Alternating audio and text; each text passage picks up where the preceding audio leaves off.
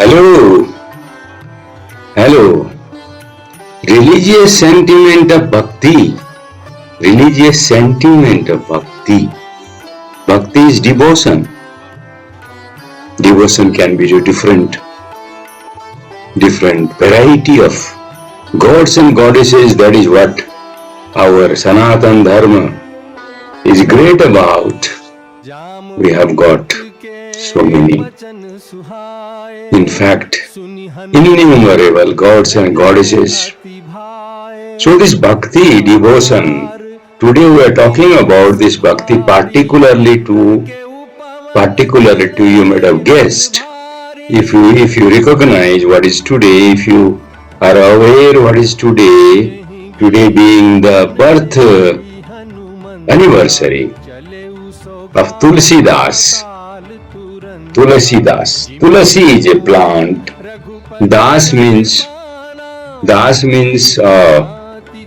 devotee, and he was a devotee of who?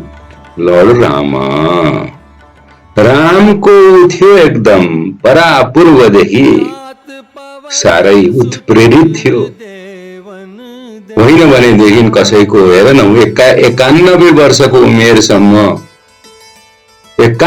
उमेरसम्म बाँचेर तुलसीदासजीले के गर्नुभयो त? Tulsidas the prophet who is not only a writer of religious works, he was also a prophet. He has written many other things, like for example, there are things like Krishna Gitavali, Vinay Patrika, Kavitavali, and the language he used at that time was mainly Pali or Avadi, and there is a reason for that, because the original Ramayana, or the Ramayana which was first created, by word of mouth it was passed from generation to generation, as you know. If you don't know about it, it was in Sanskrit. ये संस्कृत में थियो, ये तो संस्कृत में था ना, वाल्मीकि साहब वो करके गए अपना, लेकिन वो लिख के तो नहीं गए, आपको समझना चाहिए। ये अपना जो चैनल वाले सुबह बकबक करते हैं ना, इनको कुछ भी पता नहीं, पता भी होगा तो इसके बारे में आपको बोलेंगे नहीं, क्योंकि उनका अपना महिमा कम हो जाएगा। लेकिन हमारा कहना ये है कि ये सत्य है। सत्यम भवेत् सत्यम क्रीडेत। कुरा के त भन्दाखेरि वाल्मीकिको रामायण लेखेर कहाँ जानु त्यो बेला?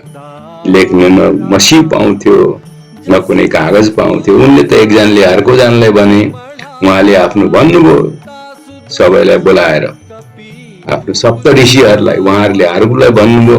यसरी त्यो आउँदा यो फर्ममा आउँदाखेरि, तर यहाँनिर चाहिँ तुलसीदासको कुरामा चाहिँ यो 1563 तिर कुरा हो, क्रिस्चियन एरा ग्रेगोरियन क्यालेन्डर अनुसार 1563 कुरा हो। त्यो बेलामा त लेख्ने कागज कलम, मसीका सावधानहरू, मसीका के भन्छन् यो भैँसीका थियो। यसरी उहाँले लेख्नुभयो र यसको नाम उहाँले रामचरितमानस। मानस भनेको मान्छे, चरित्र भनेको क्यारेक्टर, राम भनेको Ram. He was very devoted. He was highly devoted to Lord Rama. He remained a smart Vaishnavite, following the more generally accepted traditions and customs of Hinduism rather than the strict sectarian outlook. This line is very important. He was more at comfort following this principle rather than this strict sectarian principle, which is usually used by all the channel walas. If you see in the morning, this you have to understand what is this. Are you following? This is something you have to do. You have to bow down to to the feet.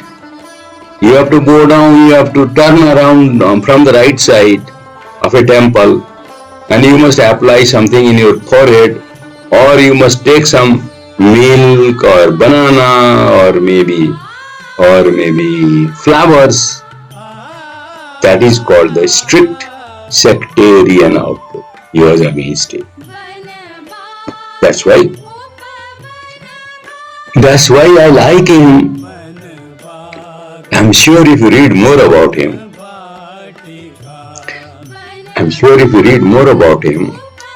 I'm not trying to be dictative, nor I'm trying to be, very much scholarly.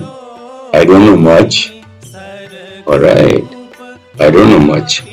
But this needs to be read to know, to go into the depth of all these things. So therefore this thing, the main creation of Tulasidas, Ramcharitamanas became very, very, very popular as our Bhanubhakta ko Ramayana became popular. Why? The reason is very simple. The reason is very simple. See, for example, our Bhanubhakta, Adi Kavi, he started the Kavihood in Nepal. He translated or he modified or he conjugated the original Valmiki Ramayana from Sanskrit. संस्कृतबाट उहाँले नेपाली भाषामा त्यस बखतको नेपाली भाषा फेरि यहाँ फरक चाली गति खस भाषा हेर्नु होला फरक चाली एक दिन नारद सत्यलोक पुगेका जसले पनि भन्न सक्छ तर हाम्रो केटाकेटीलाई स्कुलमा सिकाउने चलन छ कि छैन मलाई थाहा छैन सिकाउनु पर्ने हो यो भाषाको पनि परिवर्तन हुँदै जान्छ जब समय बित्दै जान्छ मानिसलाई अझ बढ्ता अट्र्याक्टिभ बढ्ता पपुलर बढ्ता अरूलाई झुकाउने खालको अरूलाई तान्ने खालको अट्र्याक्ट गर्ने खालको यो त मानिसको नेचर हो नि मानिसले गर्छन् अब यसमा म भानुभक्तलाई म अब आदिकविलाई म यसमा कुनै पनि प्रकारको खण्डन गर्ने होइन कि खालि सिम्पल यति भन्ने कि नेपालीमा गर्दाखेरि यो अनुवाद गरेर उहाँले जुन यो गर्नुभयो प्रकाश गर्नुभयो उहाँले जुन हामीलाई दिनुभयो सारा नेपाली बोल्ने सारा नेपाली भाषीलाई दिनुभयो त्यसै गरिकन तुलसीदासजीले पनि त्यसै गरिकन दिनुभयो आज तुलसीदास जयन्ती भएर मैले कुरा निकालेको अघि अब उहाँको बर्थ भएको 1543 तिर भन्छ अघि प्रोबेबली राजापुर भन्ने ठाउँमा हिन्दुस्तानमा उत्तर प्रदेशमा पर्छ उहाँ 91 वर्षको उमेरमा गएर उहाँको देहान्त भयो र उहाँको पनि कथा कस्तो छ भनेदेखि जन्मिँदाखेरि नै उहाँले चाहिँ उहाँको 32 वटा दाँत थिए अरे सुन्नु भएको छ जन्मिँदाखेरि नै 32 वटा दाँत थिए अरे कपाल पनि थिए अरे 1 वर्षसम्म उहाँ चाहिँ आफ्नो माताको आफ्नो आमाको गर्भमा रहनुभयो त्यसपछि निस्किनु भयो घरबाट बाहिर यानी कि ऊ भयो बर्थ भयो डेलिभरी भयो तर there is a difference here जुन पनि बच्चा डेलिभर हुँदाखेरि के हुन्छ क्राइज रुन्छ तर उहाँले के भन्नुभयो अरे भने हे राम भन्नुभयो अरे अब कथन हो अब कतिसम्म सत्य थाहा छैन तर जे भए पनि यस पछाडि हेरौँ उहाँलाई उहाँको पिताजी उहाँको माताजीले राख्नुभयो तर अनफर्चुनेटली उहाँहरूको देहान्त भयो चाँडै नै when Tulsidas ji was hardly 5 years old.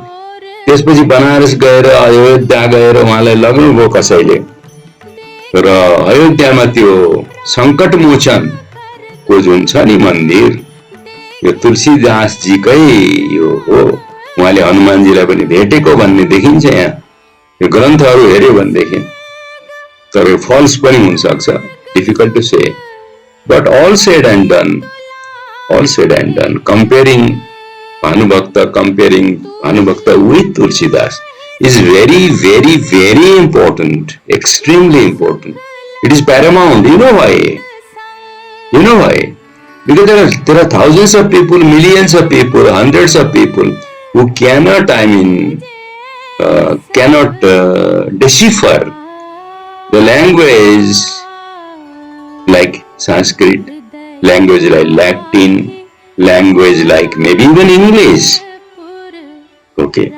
And of course, India, Nepal, there are several languages, Maithili, Tharu भाषा हैन इत्यादि त्यस्तै गरिकन हिन्दुस्तानमा पनि Maithili is popular in India also खास गरिकन त्यो बेलामा पाली गौतम बुद्धको पनि तपाईले हेर्नुभयो भने कृतिहरू उहाँको शिक्षा दिने जुन उहाँले गर्नुभयो उहाँको फलोवर्सले गरे ती सबै पाली भाषामा छ अधिकांश तपाईं गएर हेर्नुस् लुम्बिनीमा गएर त्यो अशोका पिलार हेर्नुभयो भने हुन त अशोकाले पछि आएर त्यो पिलार बनाएको जे भने पनि त्यो पनि पाली भाषामा लेखिएको छ द पोइन्ट हियर इज यो भाषा is very very important communication is very important यसरी चाहिँ उहाँ महान हुनुभयो तुलसीदासजी आज उहाँको सम्झना गरौं तुलसीदासजीले धेरै कुरा गर्नुभयो यो सम्झनै पर्ने मान्छे हो सबैले यसको बारेमा उहाँको बारेमा जान्नै पर्ने हो जसरी भानुभक्तको बारेमा जान्नु पर्दछ